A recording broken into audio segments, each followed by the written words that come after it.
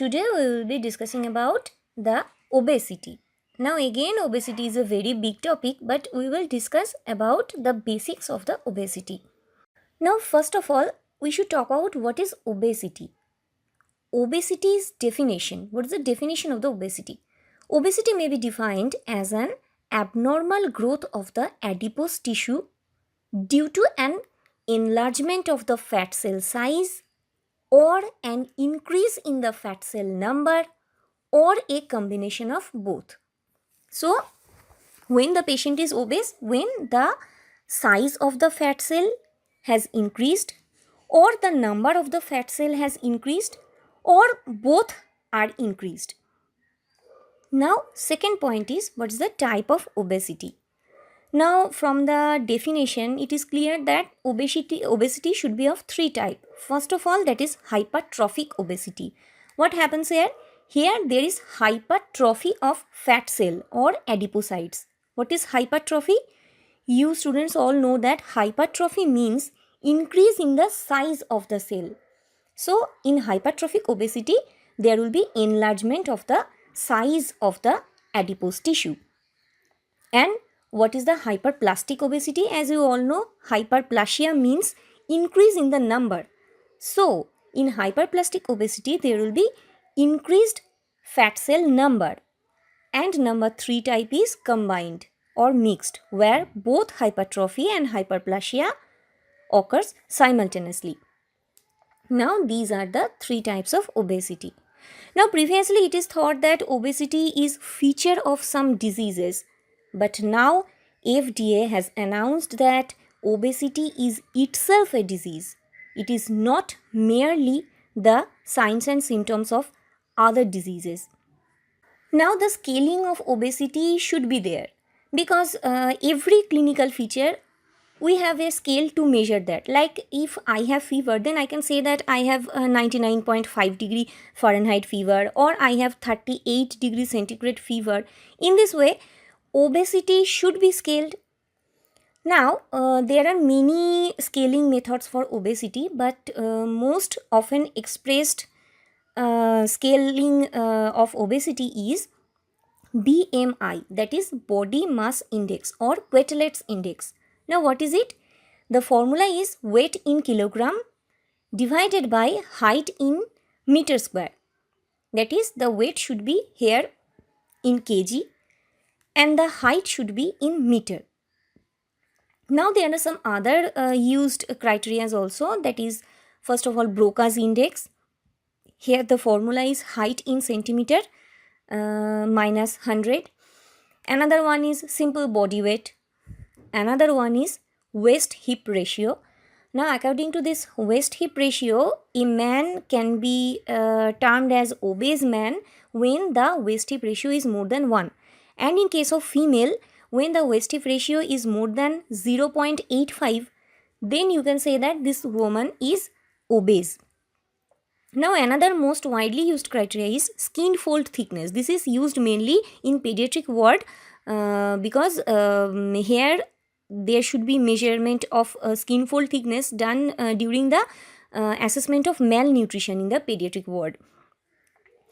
Now so far this is the scaling of obesity. Now what should be the ideal body weight? Now there are numerous scaling methods of the body weight calculation. You may find in the Google, there is some calculator available in the Google that they will calculate the body weight. If you put the ethnicity, age, height and gender of the person, then the ideal body weight will be calculated by the app. But here in the clinical practice, what we widely use, that is the height in centimeter minus 100 into 0.9. This is the ideal body weight calculation meter, what we use widely. Next, now the classification of severity of obesity. Now we have scaled the obesity. Now you should classify the obesity. Like way we can classify the low grade fever, high grade fever, moderate grade fever. In this way, the obesity should be scaled like moderate obesity, severe obesity, like that.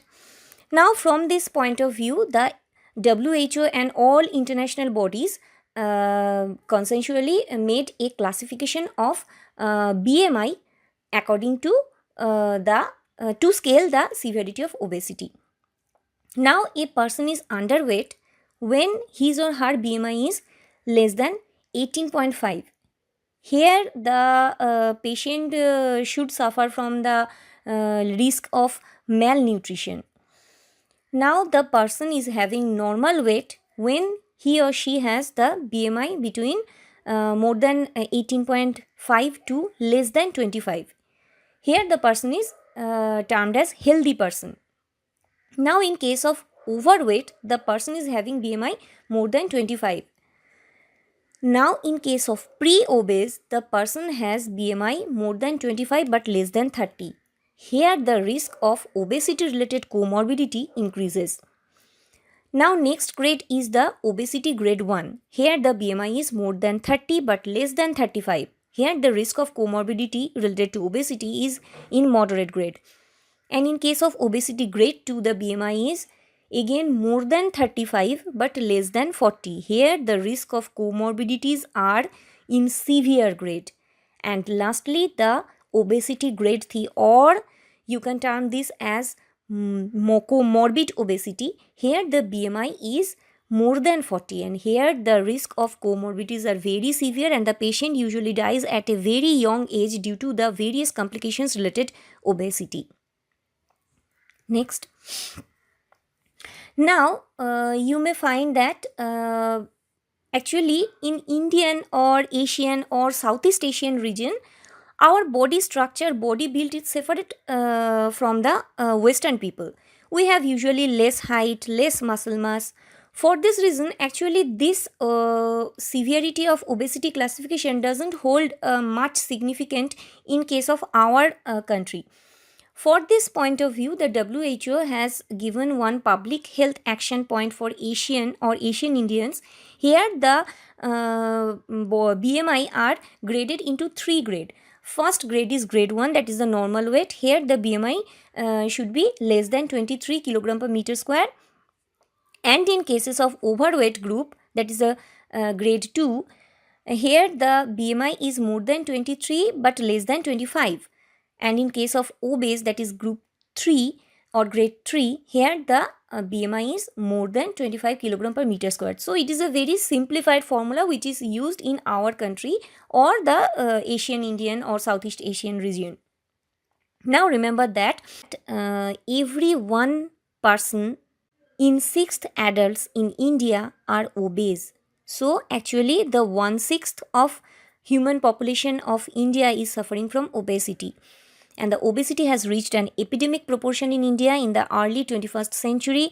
And remember that it affects mostly the young population, and the young population are the productive group of the country. So when they are suffering from the obesity related complications, so it is a very socio-economic blow to India. Now the health problems associated with obesity, that is what are the diseases which go hand in hand with obesity. Now there are some diseases whose incidence is greatly increased in case of obesity. These are type 2 diabetes mellitus, that you all know that type 2 diabetes mellitus persons are obese. Number 2 is gallbladder diseases. Remember that in middle-aged obese person usually suffers from gallbladder stones. Number 3 is dyslipidemia, that is the abnormal lipid profile.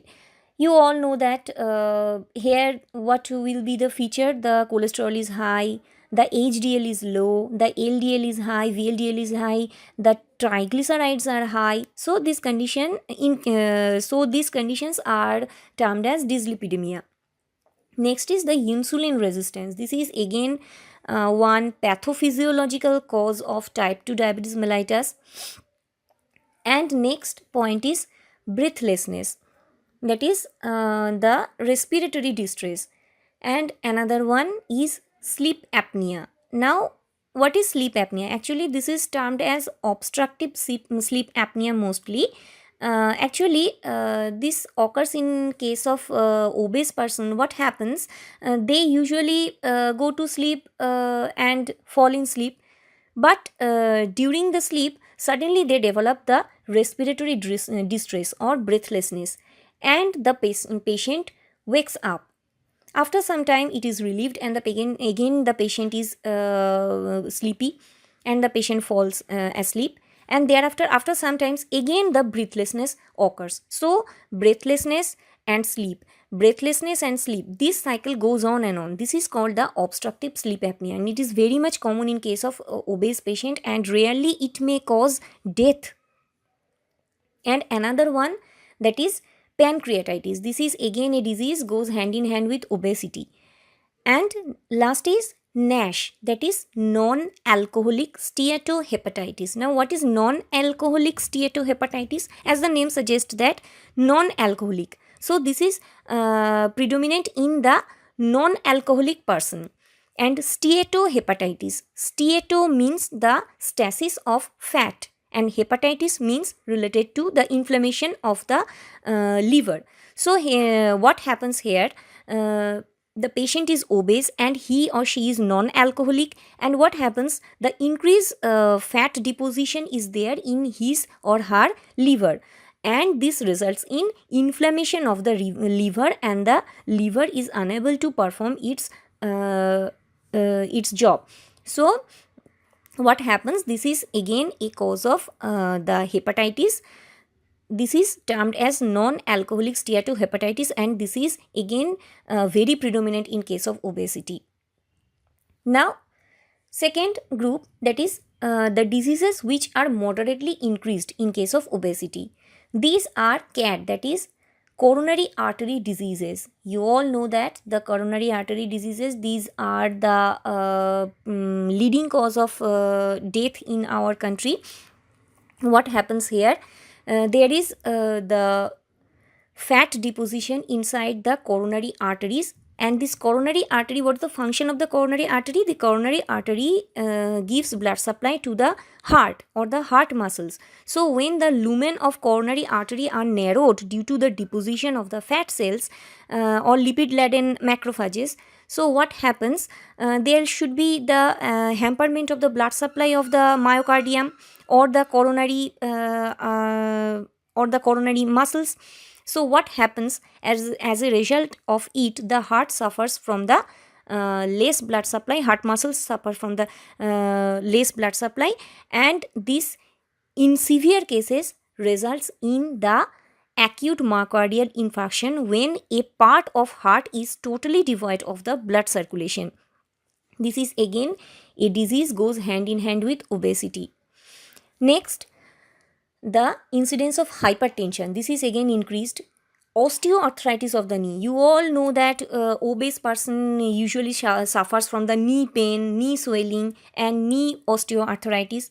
And lastly, that is the gout. Gout is again a disease which is predominant in obese persons. Now, there are some diseases also whose incidence will be slightly increased in case of obesity, that is cancer, namely breast, endometrial, colon and prostate cancers. Other one is infertility, reproductive hormone abnormalities, low back pain. This is very much predominant in our country. Obese female persons often come to the clinic that I have low back pain, and it's very difficult to tackle. And fetal abnormalities will be there in case of obese mother. Usually obese mother gives birth to the fetuses which the children which have increased incidence of fetal abnormalities. And another one is the PCOS, that is the polycystic ovarian syndrome. That is again very much common in India as well as world, and it is one of the leading causes of infertility in nowadays. What happens? There will be cyst in the ovary and also some other organs, and this is again a condition when obesity is there, the PCOS will be there, and the patient usually suffers from the reproductive hormonal abnormalities and infertility and obesity. And the lastly, the anesthesia related complications. This is again a huge topic, but here just remember that the in obese person, it is very difficult to administer anesthesia in them, and it is very difficult to recover them from anesthesia, and the causes will be later talked to you in the final year MBBS classes, but for the time just remember this much. So these are the health problems associated with the obesity. Now, so far from the discussion, we came to know what is obesity, how you can scale it, and why it is detrimental for health. Now, next, what the question come into the mind, that is the normal body weight homeostasis mechanism. How the human being, how in human body the normal body weight is maintained. When we consume an excess amount of calories or foods, the body can deal with the excess dietary calories into three ways. First of all, body can convert the excess fuel into the fat and store it in the adipose tissue. Number two, body can burn the excess fuel by exercising, and this is the and here there is the rationality of doing exercise in case of obese persons. And number three, body can waste the fuel by diverting it into heat production. Now, MBBS students, you all know that there are uncouplers in the body.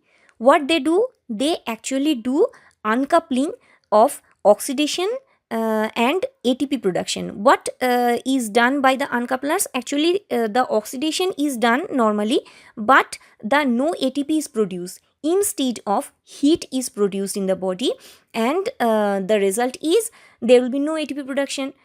So, when we consume increased amount of the food, but no ATP store is built up, only heat is produced. So here, if the first process or the number one way, that is the converting the excess fuel into fat and store, if it is predominant mode of the dietary calorie use, then we will grow obese. But if number two or number three pathway is predominant in our body, then we will not be obese. In case of mammals, a complex set of hormonal and neuronal signals act to keep the fuel intake and energy expenditure in balance. What they do, the hormonal and neuronal signals tells the body or our body system, human body system, what pathway will be predominant, number 1 or number 2, 3. When number 1 is predominant, then we will grow obese. When number 2 and number 3 is predominant, we will not be obese. And this is done by the inputs of the hormonal and neuronal signals in our body to keep our body weight homeostasis in balance. Next slide. Now, there are various hypotheses to explain the body mass hypothesis by these signals. How the neuronal and the hormonal signals acts to check our body mass is again explained by various types of hypotheses. Now, what is the mostly wide and very much reputed hypothesis? That is the adiposity negative feedback model. So, what this model says, that when our body is above the set point, that is when our body is obese, then there will be various signals which stops us from eating more and will promote our body system to increase energy expenditure so that we can lose weight and our body weight will reach the set point. But when the body weight is further reduced below the set point, then these inhibitions will be lost, and then the system will be promoted towards the eating more and more, and there will be reduction in the energy expenditure of our body so that we can store the ATPs or store the fats in our body. This way the body weight will be restored. Now, next what comes in our mind, that this negative feedback model is there. But what is the signal which operates in this model? This is a feedback signal originating in the adipose tissue itself, and this signal influences our brain center that controls our eating behavior and our metabolic and motor activity. Now, what is this signal?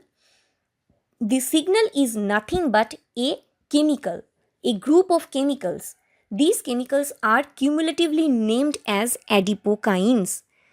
So, these adipokines are chemicals secreted from the adipose tissue, and these substances reach the brain centers and controls our eating behavior and our metabolic and motor activity to check our body weight. Now the next slide. Now this is the pictorial depiction of the set point model or the adiposity negative feedback model. Here the yellow fluffy ball is the adipose tissue mass, and you can see that there is a broken outside line. When the adipose tissue grows and it touches the outer broken line, then it is said that the set point of our body weight is somehow exceeds. So then what happens? The adipose tissue secretes some adipokines. Here it is written that leptin. Leptin is one kind of adipokine. It is secreted and then it reaches the higher center, which inhibits us from eating and which also regulates our motor and metabolic activities so that we can use up the stored fat. And when in this way the adipose tissue now shrinks, and when it reaches the set point again and the further adipose tissue mass drops below the set point, then what happens? This inhibition by leptin or the leptin action is terminated, and again we start eating more and more and conserving our energies by reducing the energy expenditures. So this is the set point model, and I hope you all understood it. Now next slide, that is what are the factors regulating the body weight. Now from the discussion we know that there are one factor which regulates our body weight, that is adipokines. Now there are various types of adipokines and also some other factors which regulate our body weight. Just there is the enumeration of those points. First point is adipokines. Again, adipokines are of two types, leptin and adiponectin. Number 2 is various hormones. First of all, you all know insulin.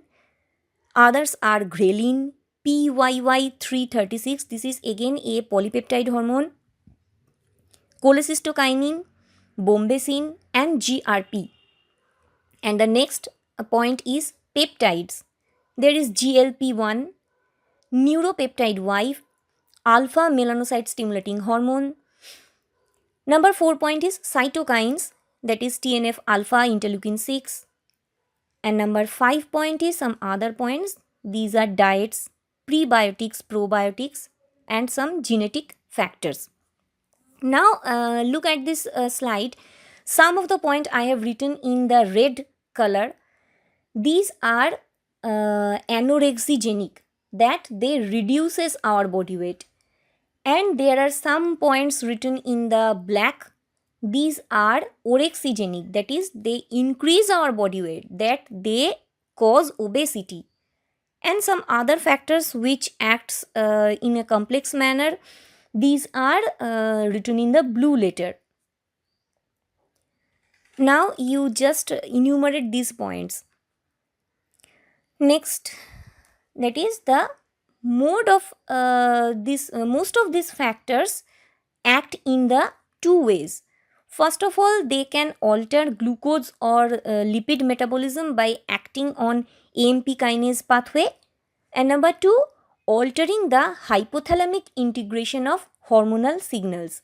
So these are the two mechanisms by which all of these factors acts. the previously what you have seen in the previous slide, all the factors which can influence the body weight, these factors can act in either of these two ways. Next slide. Now next is some genetic factors which predispose to obesity. So there are three types of genetic factors which can influence the obesity. First of all is monogenic causes, number 2 is polygenic causes, and number 3 is chromosomal rearrangements. Now students, this is again a very difficult topic. Actually this is a postgraduate topic, but undergraduate students, remember that you need not know details about this slide, only remember this 3 points, that is polygenic causes, monogenic causes, and chromosomal rearrangements. These are three causes, three genetic causes for obesity, and just remember one example of each one. Now the most common examples are there. In case of monogenic causes, there is defective leptin gene or leptin receptor. Here you all know that leptin is a adipokine. In the set point model you saw about the leptin.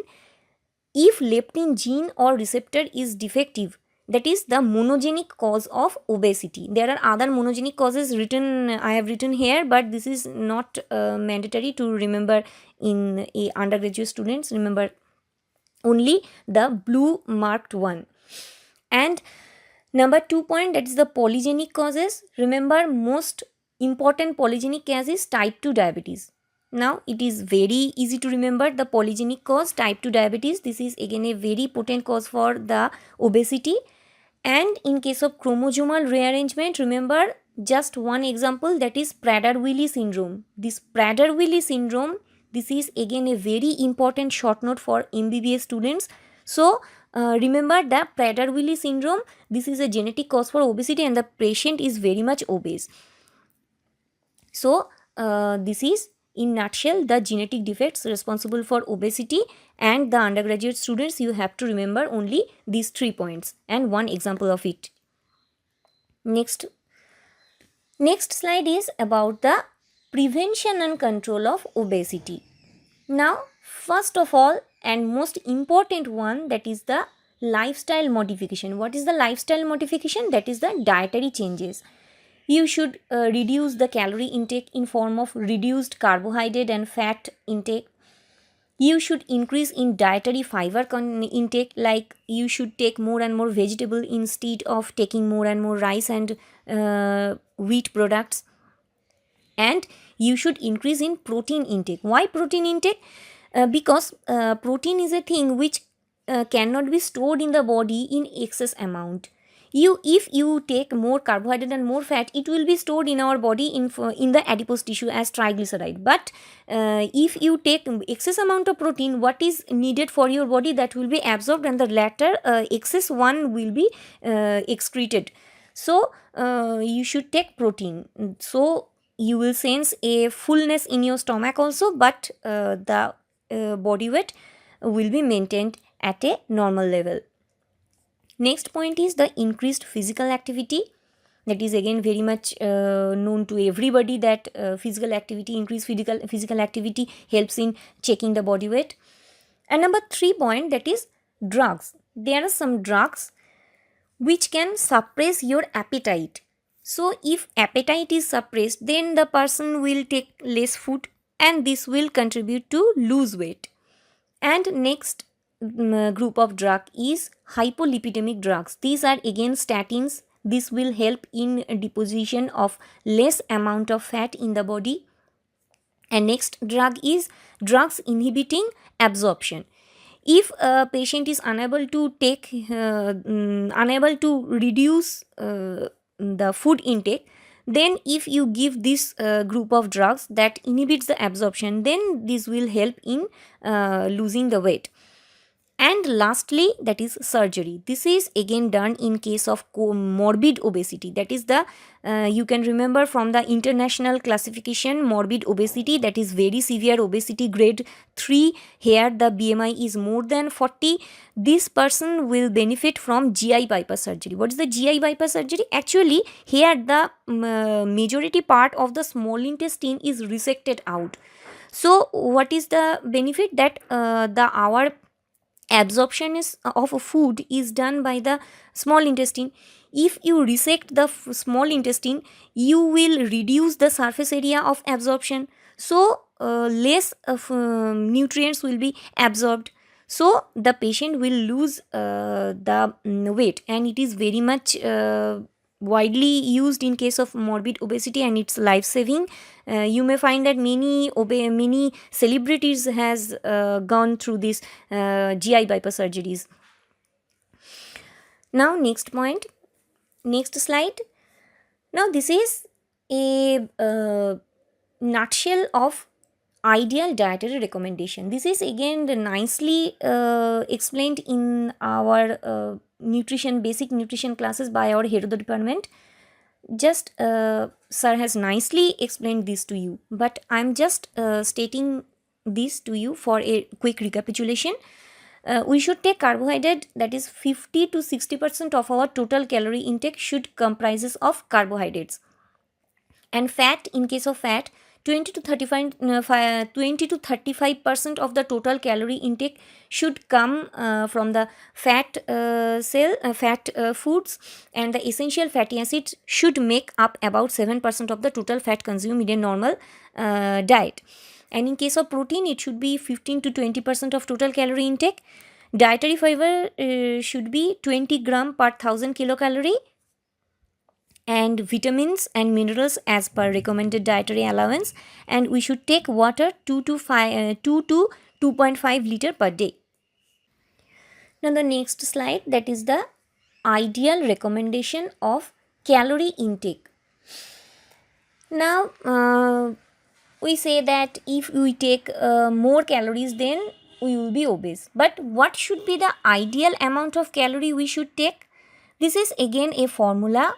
And remember that the calorie intake depends on body size, age, sex, height, existing body weight, activity level, and other conditions like pregnancy, lactation, and recovery from some diseased conditions like that. But what is the formula of the ideal calorie requirement calculation? That is, here I have written just a chart.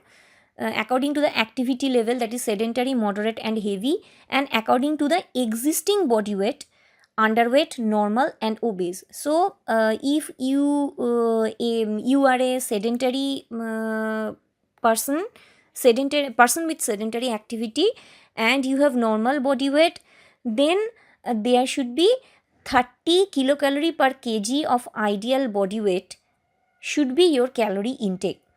So from this chart you can calculate, and also there are some apps in the Google you can find there. If you put your activity level and body weight and height and ethnicity, your gender, and then there will be calculation of ideal calorie intake. Now the next slide. Now here this is the last topic for today, that is the metabolic syndrome. Now what is metabolic syndrome? Actually this is again a very important short note and a very important disease condition associated with obesity, that is metabolic syndrome.